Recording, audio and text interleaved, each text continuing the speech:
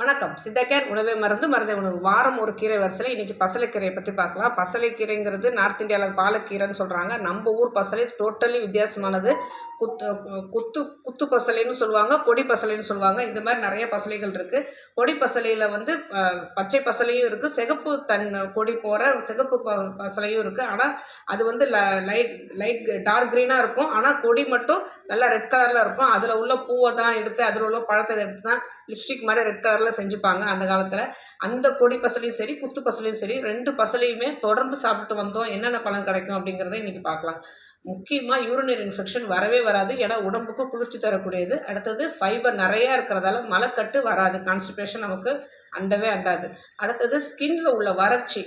நம்ம ஒரு சிலருக்கு வந்து சுரண்டனாலே, அதுவும் முக்கியமாக வின்டர் சீசனில் சுரண்டனாலே ஒரு மாதிரி வெள்ளை வெள்ளையாக தெரியும் இல்லையா? ஸ்கின்ல உள்ள வறட்சி சுத்தமாக நீங்கிடும்.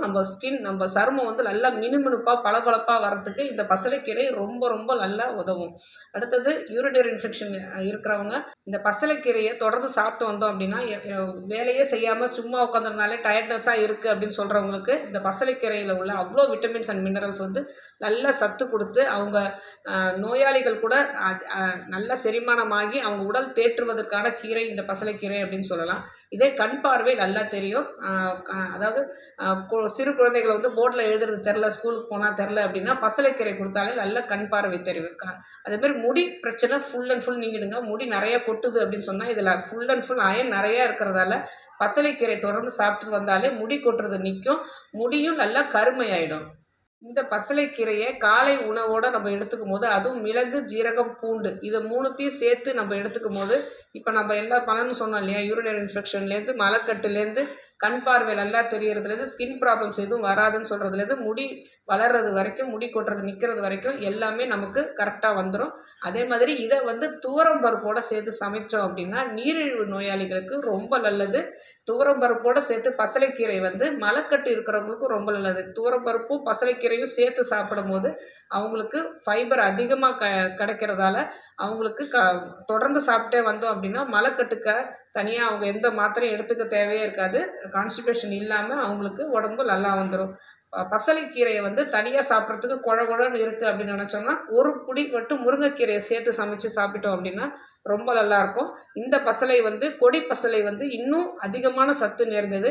இந்த கொடி பசலை கிடச்சதுனாலும் அதுவும் குழகுழப்பாக இருக்கிற கீரை தான். அதுலேயும் சேர்த்து, அதாவது மற்ற கீரைகளோட ஒரு பிடி கீரையை சேர்த்து சமைச்சோம் அப்படின்னா இந்த பசலைக்கீரையோட மற்ற கீரைகள் ஏதாவது ஒன்று, ஒரு பண்ணைக்கீரையோ இல்லை சிறுகீரையோ அரைக்கீரையோ முளைக்கீரையோ சேர்த்து சமைச்சோம் அப்படின்னா இந்த குழகுழப்பு நம்ம வந்து சமையலில் வந்து அவ்வளோவா தெரியாது. அதனால் பசலைக்கீரையை தொடர்ந்து யூஸ் பண்ணிக்கிட்டே வரணும். இப்போது பாலக்கீரை அப்படின்னு நார்த் இந்தியாவில் கிடைக்கிற மாதிரி பெரிய பெரிய பசலைக்கீரை கிடைக்குது. அதை விட சின்னதாக இருக்கிற குத்து பசலையும் கொடி பசலையும் நமக்கு ரொம்ப உகந்ததாக இருக்கும்.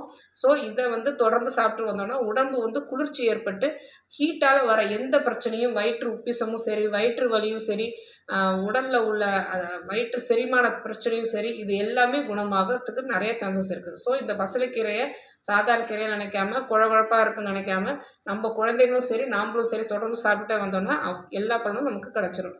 ஆரோக்கியமாக வாழ்வோம். வேறு எதை பற்றி பேசணும்னு நீங்கள் நினச்சாலும் சரி தாராளமாக கமெண்ட் பண்ணுங்கள். உங்களுக்கு எந்த நோயாக இருந்தாலும் சித்தா கேரை அணுகுங்க.